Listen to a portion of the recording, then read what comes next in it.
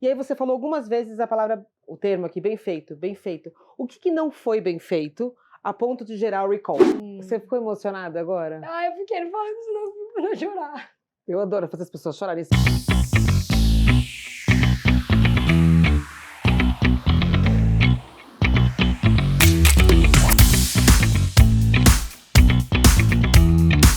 Olá, bem-vindos ao Ela Pode, o podcast da revista Ela do Jornal Globo, publicação feminina de maior circulação do Brasil e a única semanal.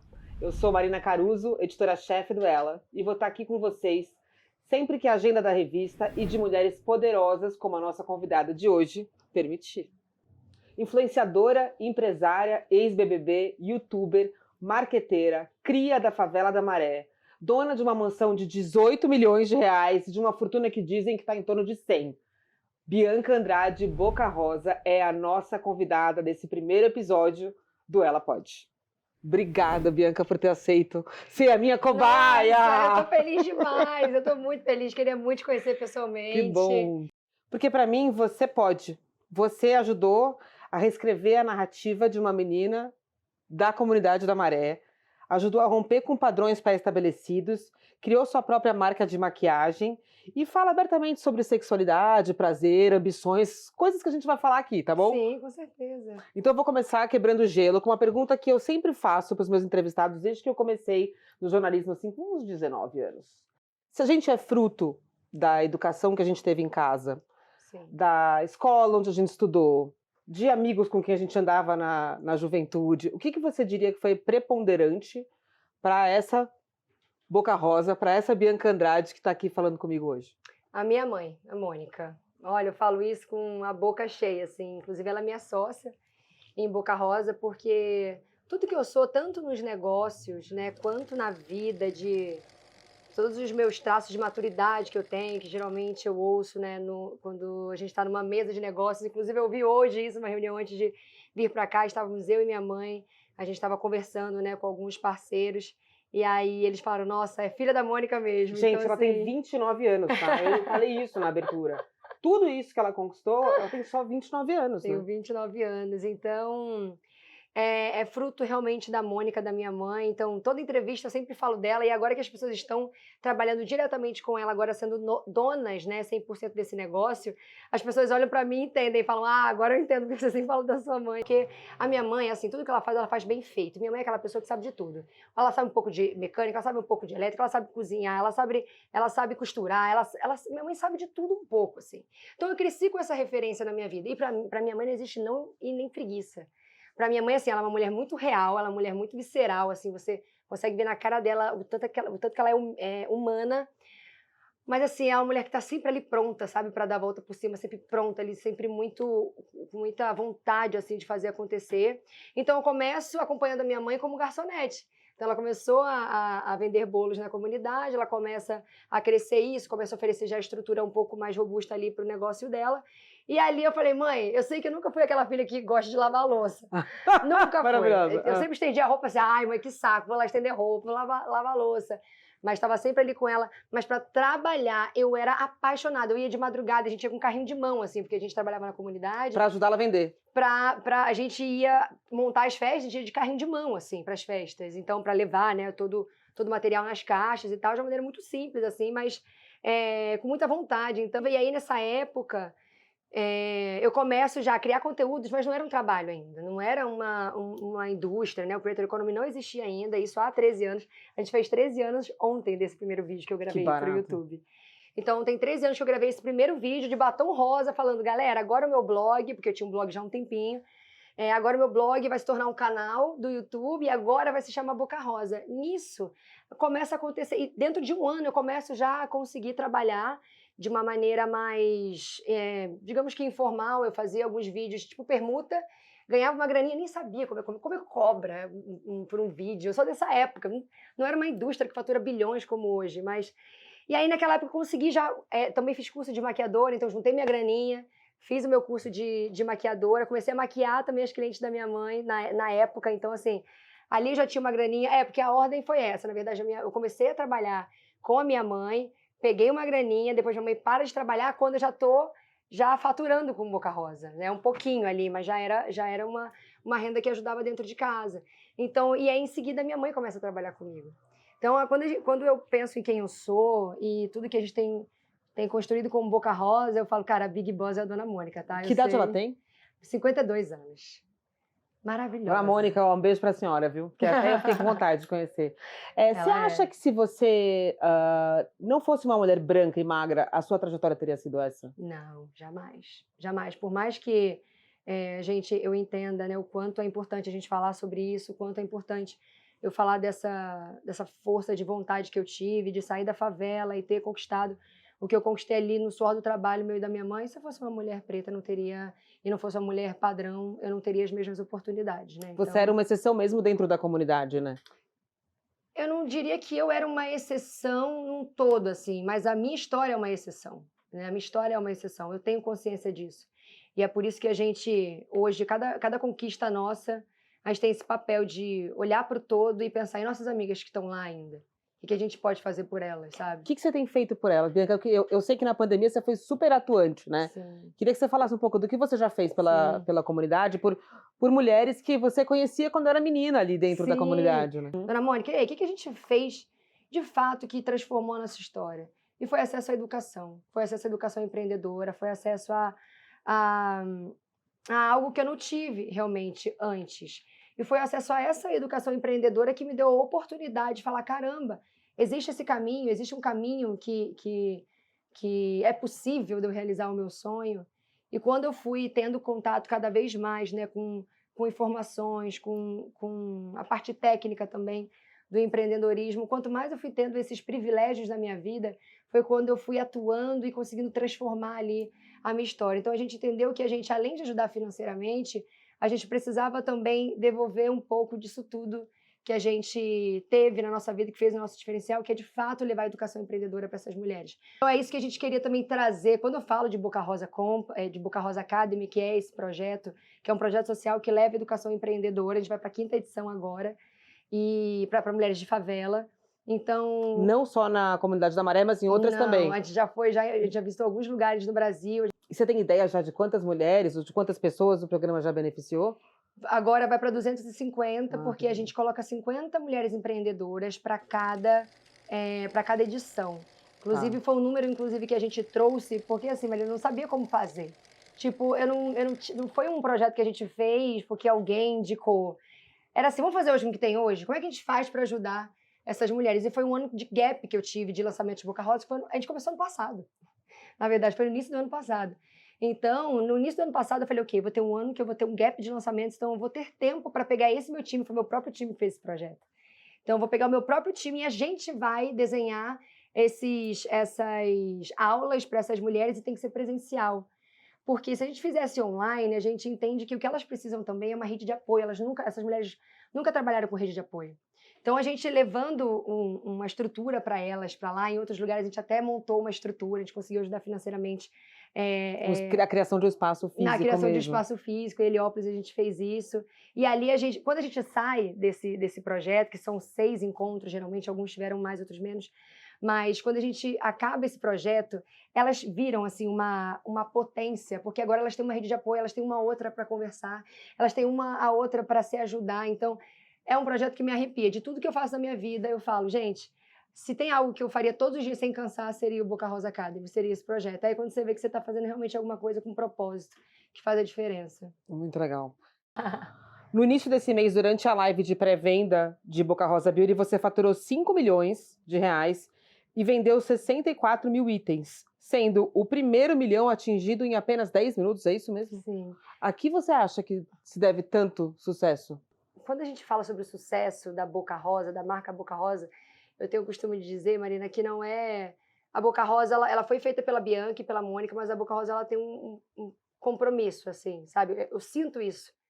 Compromisso com a nossa consumidora. A gente tem muito respeito pelo que a gente faz como produto, porque a gente tem um objetivo com isso. Então, assim, a gente não faz um produto para fazer, a gente faz um produto para faturar, né? A gente faz um produto porque, de fato, a gente acredita no impacto que o produto junto com a mensagem, com a comunicação, com tudo que a experiência Boca Rosa oferece, A gente sabe o quanto isso transforma, motiva. A gente fala que Boca Rosa é o poder de inspirar. E isso eu devo o sucesso desses números, que é um resultado, a esses valores que Boca Rosa tem, né? A gente tem muito compromisso, a gente tem propósito. Quando junta o time inteiro, assim, todo mundo se emociona, todo mundo faz acreditando no que está fazendo, acreditando na transformação também social que a gente faz com tudo isso, quando se trata de mulheres, né? Então, é esse propósito que eu vejo na Boca Rosa. E quando você faz assim, com propósito, quando você faz de verdade, sabendo o que você está fazendo e por que você está fazendo, você tem força para lidar com qualquer desafio, porque você sabe o porquê você está fazendo aquilo. E o resultado também acontece. Claro que foi um resultado que hoje a gente tem, né? Depois de um tempo, né? Digamos que o tempo também contribui para essa proporção, mas eu acredito que venha desses valores que eu não abro mão de jeito nenhum. Eu diria que é um pouco de respeito com um pouco de estratégia, porque eu acho também que é uma super sacada você pensar em 50 tons de pele. Sim, Né? verdade. Sendo verdade. 28 só voltadas para a pele negra. Sim. E quando você não tinha sua marca própria de beleza, mas era associada a uma outra marca, era uma linha de outra marca, Sim. você tinha só 9 tons de pele. Se é também que eu fiz meu dever de casa direito. Também. Marina, mas eu acho que então é isso, é um pouco de olhar para essa diversidade que é o Brasil e entender que isso não é só acolhimento, mas é a estratégia de negócio mesmo, né? Também. Porque mais gente vai querer consumir a sua base, porque vai se reconhecer nela. Então, quando a gente cria, na verdade, a gente desenvolve a nova promessa da marca, o que a marca vai fazer, quem ela é, a gente faz bem feito. Quando a gente trabalha a comunicação disso, a gente faz bem feito. Então, no business, a gente também pensa muito em relação a como essa marca pode crescer, que produto investir, o quanto esse negócio pode ser sustentável, né? Dele realmente ter força para conseguir unir propósito com o business também, com o faturamento. Eu sempre falo que coloca dinheiro na mão da mulher, que a mulher sabe o que faz com esse dinheiro. A mulher sempre pensa em sociedade, a mulher sempre pensa em minorias, a mulher sempre pensa em trazer o que está faltando, sabe, para a mesa. Então, quando a gente pensou em uma linha de maquiagem, eu pensei em começar com linha de pele. Porque linha de pele é muito forte para mim, a minha base era muito forte na outra linha. E quando a gente fala de pele, e a gente fala de uma indústria brasileira, do povo brasileiro, e a gente faz um cálculo simples, na verdade, a gente pega um dado que todo mundo tem acesso. São 144 tons de pele. 144 tonalidades. Então, como que a gente tem 144 tonalidades dentro do nosso país e eu só apresento para o meu público 9? Então, isso para mim era algo que eu já não concordava mais, mesmo na gestão passada, né, que era em parceria com uma outra marca. Então, isso já era uma inquietação e era uma coisa que eu não abria mão. E olha, Marina, eu tive que lidar com muitas questões. Realmente, o racismo cosmético existe, que é o que o Tássio fala, que foi quem o trouxe para fazer essa gama, né, nova de tonalidades de pele. Não é um degradê perfeito. Quando você olha o nosso degradê, a nossa cartela de cores, ela não é um degradê perfeito, porque o Brasil não tem um degradê perfeito de cores. Pelo contrário, a gente fala que é uma dança, né? É uma dança. A miscigenação é uma dança, né? Não é uma coisa... Exatamente. Crescente ou decrescente. São tons diferentes, são subtons diferentes, são fundos diferentes. Então, isso pra gente é riqueza, isso pra gente é brasilidade. Cheguei pro Tássio, falei, Tássio, e aí? Quantas tonalidades a gente precisa? Não consigo fazer 144. Quantas a gente pode fazer junto? E foi quando a gente começou a desenvolver essas tonalidades. Inclusive, quando eu cheguei com essa proposta de fazer mais de 9 tons, de fazer uma cartela que realmente representasse o Brasil. Então, ele é o cara que traz pra gente essa proposta de cores, ele que assinou essas tonalidades das 50 cores, 28 são de pele negra, e eu dei pra ele a liberdade. Eu falei, Tássio, tem a liberdade, porque você que vem com a experiência. E o Tássio, gente, ele foi o cara que peitou. Qual foi o papel dele importante, que eu acho que as pessoas precisam saber? O Tássio foi o cara que olhou, junto com a Joyce, que foi a amiga dele que inspirou ele e provocou ele, que ela é negra retinta. E aí ele começou a peitar o mercado, sabe? De falar, isso não tá certo, isso é racismo cosmético, então a gente precisa falar sobre isso. E foi o cara que teve a coragem, assim, de trazer essa questão. Até então não se debatia sobre isso. Então eu falei, cara, eu respeito muito a história do Tássio, eu respeito muito o propósito dele, e eu queria muito fazer esse momento acontecer com ele. E aí você falou algumas vezes o termo aqui, bem feito, bem feito. O que não foi bem feito a ponto de gerar o recall? Por que eu tô falando isso? Porque eu tinha certeza que eu ia conseguir fazer a Anitta, que você ia me maquiar aqui, que nem você maquiou a Anitta no jatinho dela, entendeu? Eu fiquei um pouco frustrada. Cadê os produtos? O que aconteceu? Explica pra gente, por que o recall? Na verdade, vou até trazer vou pedir sua licença para consertar Claro. uma informação, porque a gente não chegou a fazer recall. Por quê? Eu vou te explicar, e é bom também, essa entrevista veio na hora certa, Tá Marina, bom. na hora certa, porque o que aconteceu, na verdade, quando uma marca que está nascendo agora, ela nasce com essa demanda alta, algumas falhas acontecem. E a gente teve algumas outras falhas, inclusive, que foram de dentro da companhia. Eu sempre falava, galera, enquanto estiver dentro da companhia, a gente consegue resolver. O problema é quando vai para a companhia para fora, ou seja, da nossa consumidora. Então, quando a gente fez essa live e aí a gente teve essa demanda de volume de venda altíssima, eu fui surpreendida, inclusive a nossa fabricante também, com uma questão com as embalagens do Stick Cor. A embalagem do Stick Cor, eu usei durante um ano, né, esses produtos, enfim, a gente teve muitos testes também.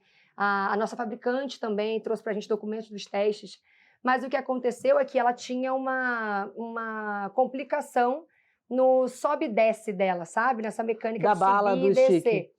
E aí eu falei, gente, mas o que está acontecendo? Como assim? E aí, quando ela emperrava, as pessoas tentavam desemperrar, e aí, com isso, elas quebravam a bala, porque o plástico que a gente escolheu, né? Na verdade, eu deixei essa escolha, inclusive, para a nossa fabricante, que é a maior fabricante de sticks do Brasil, tá? É importante a gente trazer. Eu não escolhi qualquer fabricante para estar com a gente. Inclusive, seria um investimento maior estar com ela. E eu falei, não, mas é com essa fabricante, porque os sticks que eu consumo são dessa fábrica e eu confio. E aí aconteceu essa questão, essa demanda de várias pessoas, né, com esse relato do stick. Na mecânica do produto, dele subir e descer, a embalagem, ela quebrava e emperrava, e com isso ela acabava quebrando o produto nessa força de tentar consertar. Aconteceu porque não foi uma falha de produto, não foi uma falha de que a embalagem era ruim, foi uma falha no processo, nesse processo. Por isso que eu parei tudo, falei, não, calma, vamos lá, vamos entender, não é a hora agora de lançar o produto, a gente ia lançar dia 10, eu estava em pânico, porque eu falei, gente, porque pra gente, eu já tô acostumada com essa questão, que um erro meu vira uma lupa gigantesca, porque é o tamanho que eu tenho nas É redes um sociais. megafone. O erro seu é uma frase dita num megafone, né? Exatamente. Então eu tenho que entender que, calma, eu sei que isso está amplificado, mas eu preciso de fato ir na solução dessa questão. É o que toda empresária deve fazer no meio desse caos, né? Que para a internet é um caos. Para mim ok, onde está essa falha? Vamos consertar e vamos fazer da maneira correta, porque a experiência Boca Rosa é algo que eu defendo. Aí, por mais que você seja uma pessoa assim super analisada, que entende que o problema não é o cancelamento, mas é quando te cancelam com razão. Eu sei que você faz terapia, pelo menos 2 vezes por semana. Te vi dando uma entrevista semana passada, se eu não me engano, em que você dizia que às vezes chega até a fazer 3. Queria saber há quanto tempo você faz, que linha é, e o que você acha que já mudou desde que você começou a mergulhar Que na legal psicanálise. essa pergunta. Inclusive, eu estava agora fazendo minha terapia no sábado, e aí eu já chamo... Sábado? Sábado. Eu chamo a minha terapeuta de terapeuta que mais trabalha no Brasil. Falou, oi, terapeuta que mais trabalha no Brasil, vamos embora? Vamos trabalhar? É porque, Marina, é muita informação ao mesmo tempo, e eu tenho que ter um equilíbrio mental, emocional forte, porque nessa eu posso me perder. É muito incentivo de todos os lados. Quando é algo bom, eu sempre falo, né, que é estratosférico de bom. E quando é ruim, é estratosférico de ruim, a proporção, né, digamos assim, e não o fato em si. Então eu tenho que ter esse discernimento de o que é o fato, o que está amplificado, o que é eco, o que não é. Então tudo isso, se eu não cuidar da minha saúde mental e se eu não tiver essa calma comigo mesma, é onde realmente as coisas podem desandar. Nesse período todo de análise, quais você diria que foram os momentos mais difíceis, assim? Foi quando eu comecei a me comprometer de fato, até com o meu público, com as minhas fãs que me seguem. Eu falo, galera, eu erro, mas eu erro uma vez só. Vocês não me veem errando 2 vezes a mesma coisa, não, tá? Porque eu tô ligada ali, eu gosto de aprender e eu tenho essa característica, Marina, que eu acredito que seja o que realmente me faz continuar e me faz ter essa coisa de fazer o limão e limonada, de ser fênix, de renascer, que é o que eu ouço geralmente das pessoas quando eu passo por uma situação, por uma crise dessa pública, né? Eu tenho uma curiosidade com aprender com a vida que é muito forte. E eu não troco isso por nada. Agora, por exemplo, hoje eu estava numa mentoria, estava conversando com minha mentora de negócios. Eu falei, bom, isso aqui eu preciso aprender, mas isso aqui eu preciso aprender rápido. Não, isso aqui eu deixo para o segundo momento, porque não é minha prioridade agora. E aí a minha mentora trouxe esse feedback, né? Ela falou assim, Bianca, sabe o que vai te fazer brilhar muito daqui para frente? Essa sua vontade de aprender. Então, quando eu até dou conselhos sobre o que eu passo, né, para as pessoas, qual foi a situação mais difícil, qual não foi, o que eu falo para todas as pessoas é, todo erro acontece para você aprender alguma coisa. Se você está disposto a entender que um desafio acontece na tua vida porque você precisava aprender alguma coisa que antes você não teve a oportunidade de aprender, se você lidar com o desafio dessa maneira, você sai mais humilde, mais inteligente, mais forte e pronto para a próxima. Então é o que eu acabo levando como filosofia de vida. E aí até coloco a espiritualidade também, porque você perguntou qual era o método que eu faço, né? Eu já fiz Gestalt terapia, já fiz... mas hoje eu faço uma terapia mais holística, assim. Então eu jogo tarô, eu vou para tudo quanto é recurso, porque na verdade eu gosto de me conectar com a minha espiritualidade e entender o propósito e o porquê disso tudo, sabe? Então é isso que me fortalece, assim. E a terapia me ajuda muito a ter essa clareza de entender o que eu tenho que aprender, o que eu posso deixar para depois, e ter esse acolhimento comigo também, com os meus erros, porque eu vou errar, não existe caminho que eu não vá errar, todo mundo vai errar, mas como eu lido com essas situações, né? Isso é o mais importante. Tem nessa conversa também um pouco de um raciocínio de quanto mais você errar, mais você aprende, quanto mais você experimentar, melhor você escolhe, e isso vai me levar a uma pergunta que é, você algumas vezes já se declarou pansexual. Eu, uma senhora careta, conservadora, mentira, conservadora não, mas tão by the book, assim, não Sim. sei o que é isso, me explica. O bissexual e o pansexual, gente, inclusive me corrijam se eu estiver errada, tá? Eu quero trazer o máximo de informação aqui, mas se eu estiver errada em alguma coisa, vocês podem me corrigir, podem falar. Mas o bissexual e o pansexual, ele se relaciona com pessoas independente do gênero, independente se ela é binária ou não binária. Então, quando eu me descobri pansexual, na verdade, eu me entendi pansexual, foi até nos questionamentos desses. Foi numa entrevista que me perguntaram qual é a sua sexualidade e tal. E aí eu falei, bom, eu sou bissexual. E aí eu fui conversar com algumas amigas minhas, né?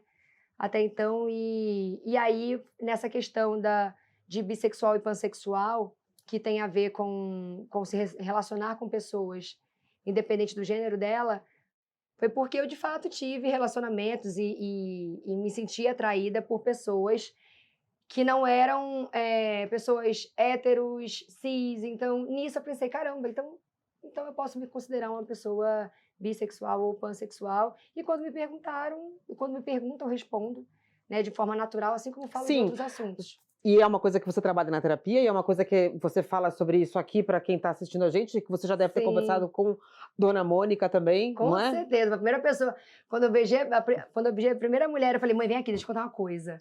Falei, sabe aquela menina da festa, DJ? Então, eu estou ficando com ela lá. Nossa, mas é até eu, minha filha, muito linda. Super apoiou, que bom. Não, minha mãe me apoiou, isso pra mim fez toda a diferença, pra eu conseguir também falar do assunto abertamente e sem me sentir julgada, apesar de que as pessoas julgam, né, de qualquer forma. Mas a minha intenção, quando eu respondo com franqueza, é o por que não falar da minha experiência, por que não falar disso, independente do que as pessoas vão trazer de opinião ou vão julgar. É a minha verdade, é o que eu vivo e só isso. Você é mãe, e uma hora você vai ter esse papel de conversar abertamente sobre isso com o seu filho, assim como você tem com a sua mãe, né?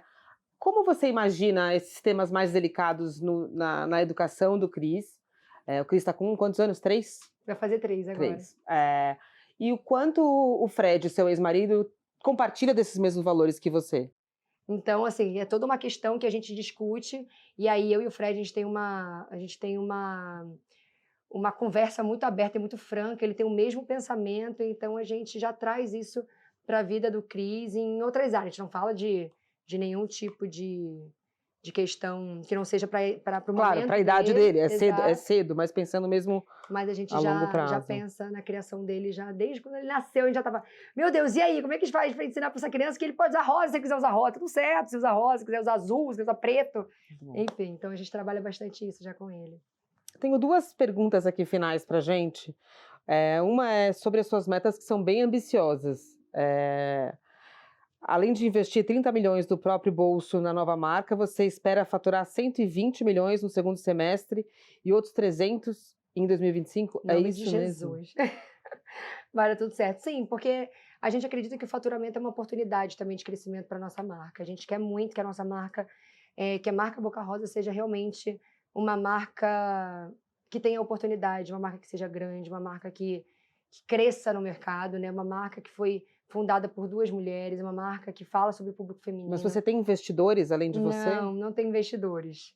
Tô tomando umas porradas agora por isso também, porque eu não tenho investidor, né? Então, assim, por isso que quando acontece qualquer tipo de falha, para mim não é, deixa eu pagar aqui tudo, tem estoque pra caramba de 3 meses aí de estoque. De capital de giro, né? Você tá criando tudo isso. Não tenho ainda essa parte. E, na verdade, não quis, tá? Justamente por ter a liberdade de escolha do que a gente queria fazer. Então, desses 30 milhões, 17 já foram investidos. E foram meu dinheiro e de Dona Mônica, né? Do que a gente já tinha conquistado nesses anos com a marca Boca Rosa. Então, a gente não tem nenhum sócio investidor e a gente não quer ter por enquanto. Por enquanto, a gente vai conseguir dar a volta por cima, vai fazer acontecer e já deu certo. O que me leva à última pergunta, que é o seguinte, na bio do seu Instagram, você diz, abre aspas, nada é tão nosso quanto os nossos sonhos. Com o que você ainda sonha?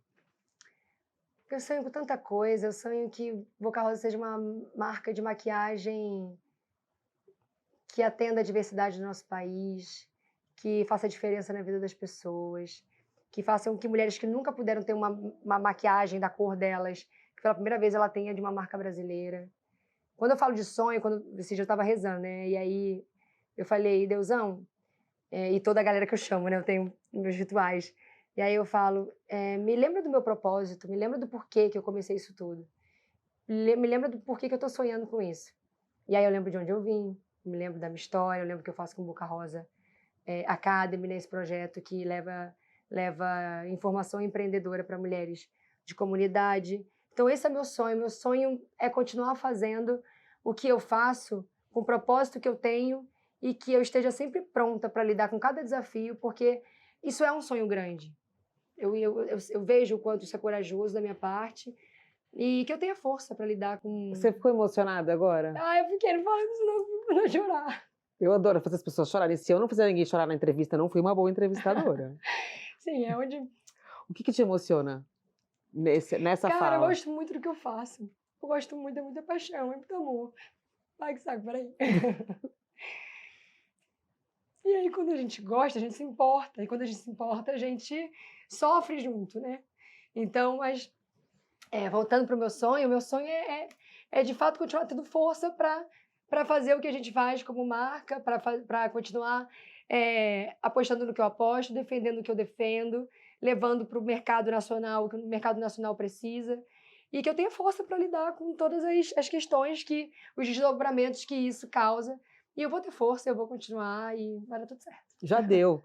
Ela pode se emocionar, eu posso, vocês podem. Queria te agradecer muito, muito por ter vindo, por ter tido uma conversa tão franca. E agora eu vou ler o script porque eu não sou assim tão boa quanto você para falar espontaneamente. Você é maravilhosa. Muito obrigada. Eu sou a Marina Caruso, ela é a Bianca Andrade. Esse foi o primeiro episódio do Ela Pode, o podcast da publicação feminina de maior circulação do Brasil. Eu espero vocês aqui no próximo.